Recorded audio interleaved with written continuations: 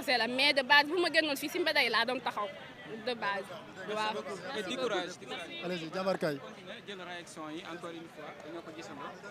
bal ñu fàttali tur bi ak sant bi. Je me nomme Abdou Khadir.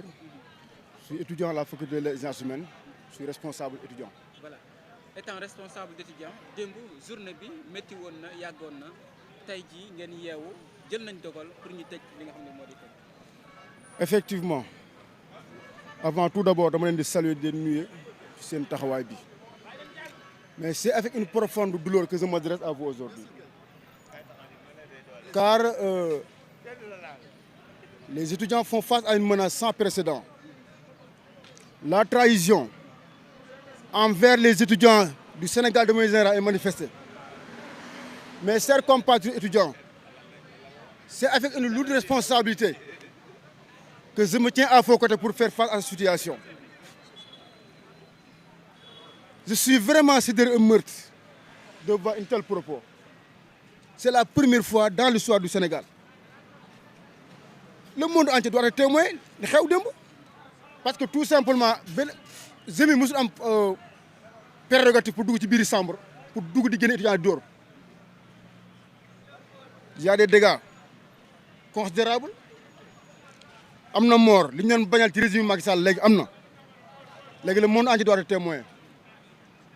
Donc nag nous allons prendre toutes les dispositions nécessaires administratives et juridiques pour corriger régime bi fi nekk. Pourquoi vous pointez du doigt à ce régime? Parce que tout simplement mooy responsable de cette situation. Pourquoi il est le responsable? Parce que moo am toutes les prérogatives ak lu mën a xew moo mën a ne ci kaw woote li xew xam na ko parce que tey bu fekkee ne tey répondre na maanaam li ñu doon xeex doog si fini ce qui est inadmissible mooy li ñu doon xeex combat bu noble la étudiant yi combat bu neex bu noble ci principe lañu nekkoon et nous restons toujours sur des principes mais yow bi nga xam ne yaa nekk yaaru nguur gi yor lépp yor bàngaas yi lépp yëg li xew avant lii di am ñoom xam nañ lépp le chagrin et la détresse des victimes d'autant plus intense que déggal li Sonko wax ba keroog gi ginnaaw maanaam il faut que lii arrêter nous sommes kenn mënuñu manipuler ça suffit maintenant. def nañ benn communiqué nee nañ ci kanam tuuti nañ benn conférence de presse loolu mënul décanter la situation pour yow. La situation est hors du contrôle parce que am na ku dee bakkan dara mënu ko faj. Des témoignages envers votre ami camarade Abdoulaye Ba. Évidemment concernant Abdoulaye Ba je ne le connais pas mais il est étudiant avenir de toute une nation amoon rêve ci Sénégal nekk fac de médecine moo faatu ñu koy jaale ay mbokkam di bokk ñoom naqar wi moment bi ma jógee ma toll nii maa ngi jëm Abass Ndao pour seet sama benn collègue Jean moom itam moom lañ gaañ ci bët bi. Donc il y a beaucoup de blessés. Des blessés graves très graves moom. Mais il y a des élèves, il y a des étudiants plus tôt qui ont déclaré que leurs téléphones ont été confisqués. Évidemment, je suis au courant de ça, mais en tout cas, ce qui est clair, moi, nous allons prendre toutes les dispositions nécessaires. Même après situation bi dañ jël disposition yoo xam ne nii force de l'ordre amati prérogative dugg ci biir université bi. Mais loolu dogalu kudd la parce que kudd moom moo waxtaan ak ñi nga xam ñoo di force de l'ordre pour ñu mën assurer. Non loolu kuy toll déglu kudd def lu ko neex kudd amul prérogative boobu ministre de l'intérieur la gouvernement bi la ñoo ko def parce que dañoo pare pour xeex ak jàmmaaro étudiants yi ay avenir say doom avenir ëllëg nga taxaw teg arsenal bu toll nii c'est très malheureux. Merci beaucoup. allez ñu jël benn réaction tuuti jëm ci mbir mi ginnaaw bu ñu la nuyoo situation bi démb c'était compliqué ginnaaw bu ñu la nuyoo masawu la coono en tant que étudiant sénégalais nan nga gisee li nga am. waaw li am dëmm lu ñuy ñaawlu la. lu ñuy ñaawlu la ba fu mu mën a yem parce que li xew dëmm nii maanaam c'était inadmissible du dëgg du yoon parce que tey mënuñoo nekk ay étudiants nekk biir université toog 4 jours yoo xam ne ñeenti fan yoo xam ne lekkuñu naanuñu parce que il faut qu'on remette les points sur les i daa am benn dogal boo xam ne collectif des amicales moo ko génnee mu neen moom day def 48 heures GST mooy journée sans ticket te loolu noonu dañ koy waxaat rek nekkul lu bees biir université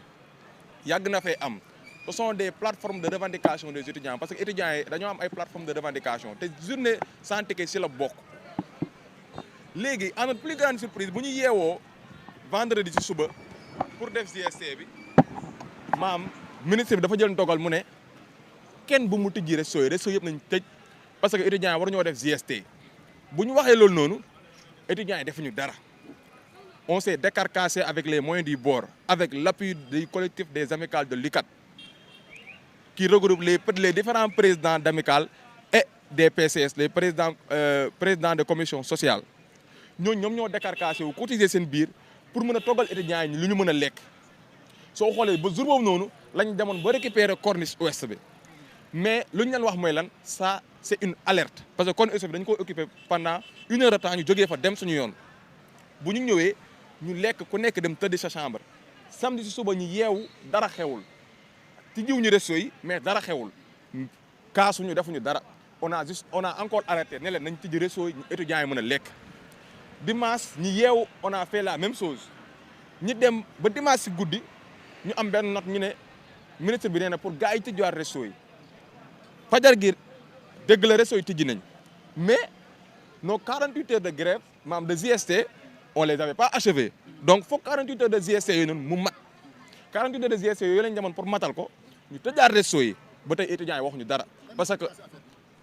voilà très bien parce que au préalable étudiants yi maam le collectif des amicales de l'UCAD dañoo jëloon benn prérogative ñoom ak mbooleem étudiants yu nekk Sénégal yëpp ñu ne dañuy def lu ñuy wax une journée morte maam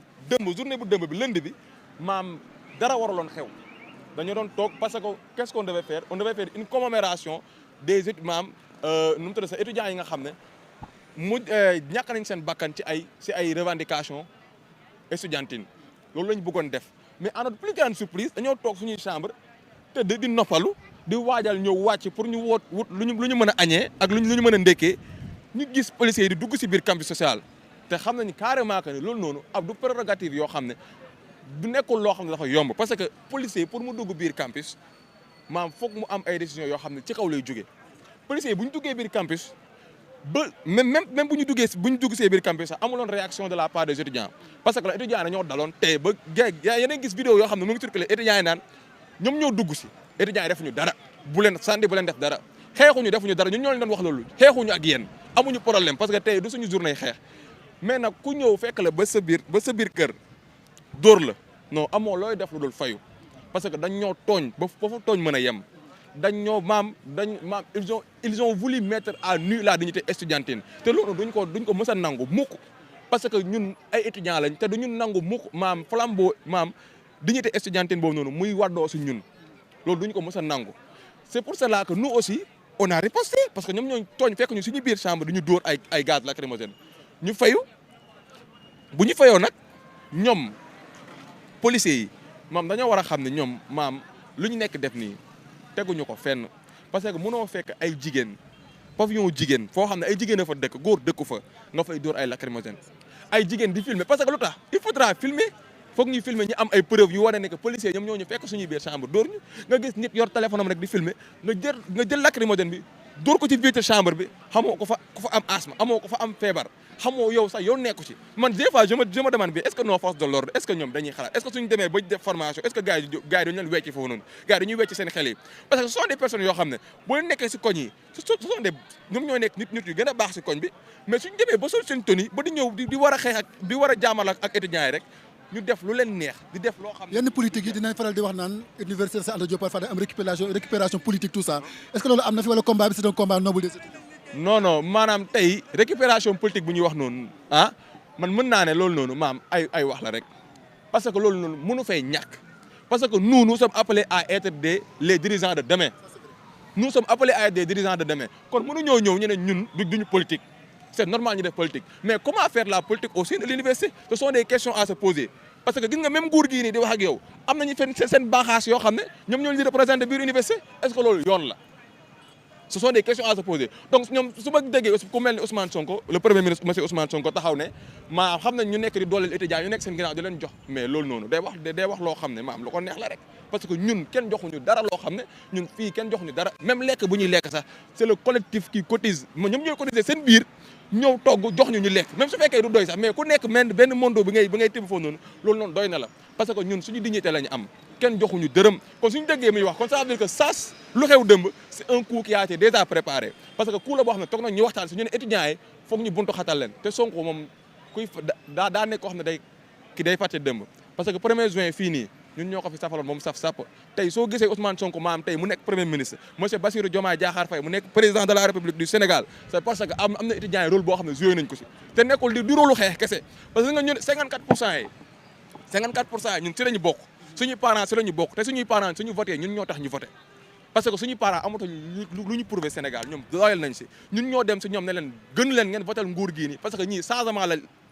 la ñuy woo ci changement la ñuy woo ci rupture mais on voit les mêmes personnes on voit les mêmes têtes maam tey suñu toogee sax ñi déglu politiciens yi maam ku nekk si Ousmane Sonko comme ku mel ni Ousmane Sonko suñu ko déggee tey muy wax dafay mel ni maam dañoo wecc Ousmane Sonko parce que ñun tey comme lu fi waxoon Macky Sall rek Ousmane Sonko bu ñu xamoon 2022 ak 2021 ak Ousmane Sonko bii 9 Ousmane Sonko yu bokkul la parce que Ousmane Sonko mënoo taxaw nga ne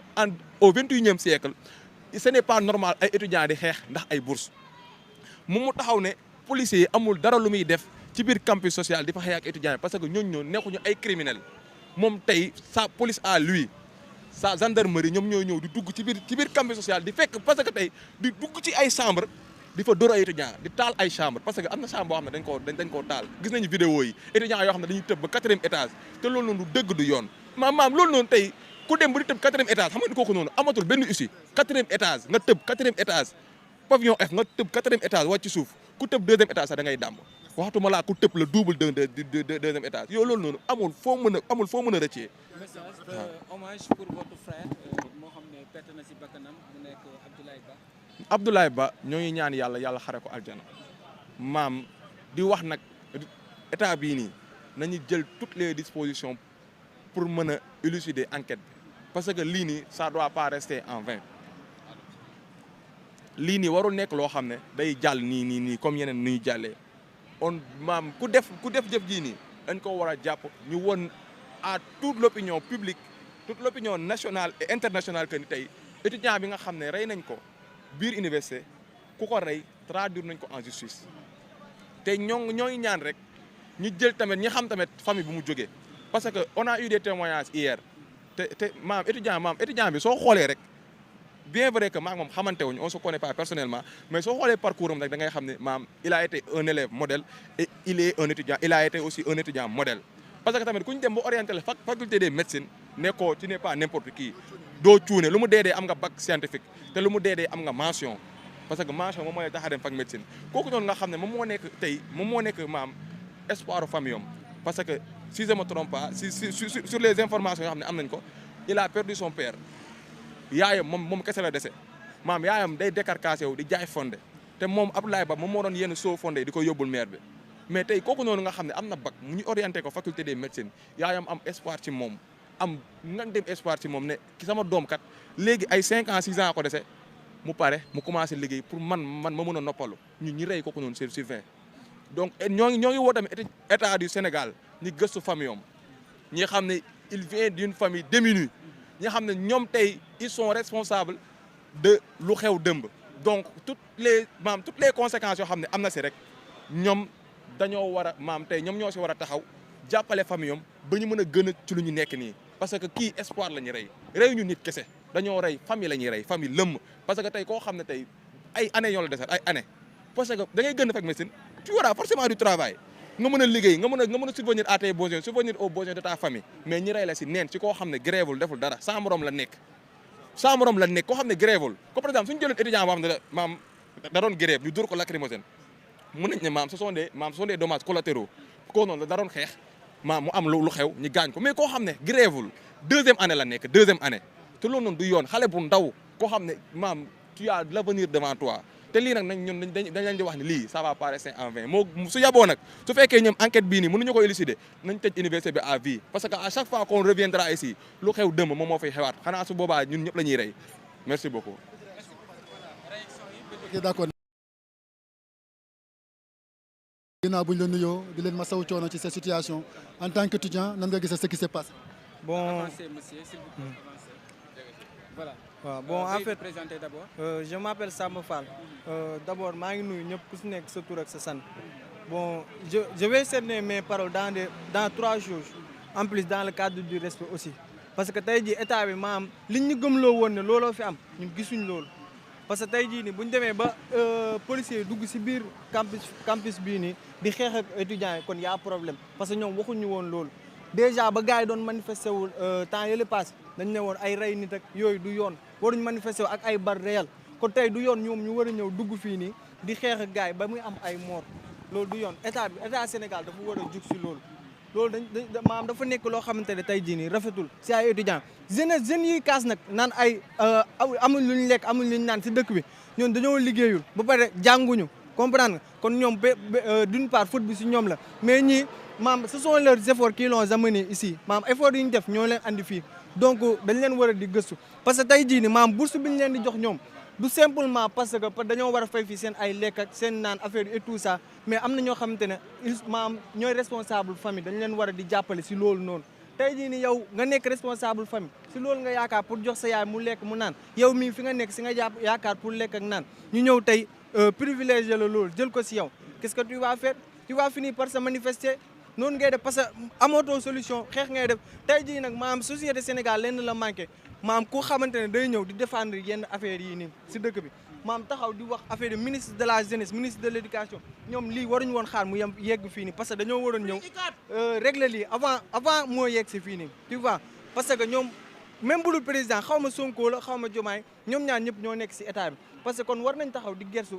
askan bi bu baax a baax a baax déjà mort yi am fii nii waru si woon am maam may wax nag si sécurité Sénégal policiers je m'adresse à vous bon yéen c'est vrai que ay liggéey seen liggéey si ordre ngeen koy demee comprendre ñoom on leur donne des ordres après il effectue les ordres tu vois mais un ordre on l'exécute avec intelligence ordre du da ngay ñëw nii rek xeex nit ñi comme si c'est que dafa am haine boo jàppaloon étudiants yi non du noonu tey jii nii dafa bu doon policiers yi kenn la si ñoom ñu yónni leen këram mu am fa problème bu ñu demee duñ jël ay lacrymogène di leen sànni seen mbokk nañ waxante dëgg dañuy ñëw toog waxtaan ak ñoom def regroupement de famille wax leen lu baax ak lu baax li ñu war a bàyyi li ñu war a def là c'est la même chose que li ñu war a def université parce que seen ay rakk ak seen frère et sœur rek a fi nekk donc kon jarul lu fi waral ñuy xeex ba siy rey ay nit lenn mënoon nañ ko dem ñëw seet ne wax ji toog waxtaan ak ñoom si cadre bi comprendre jéem a trouver solution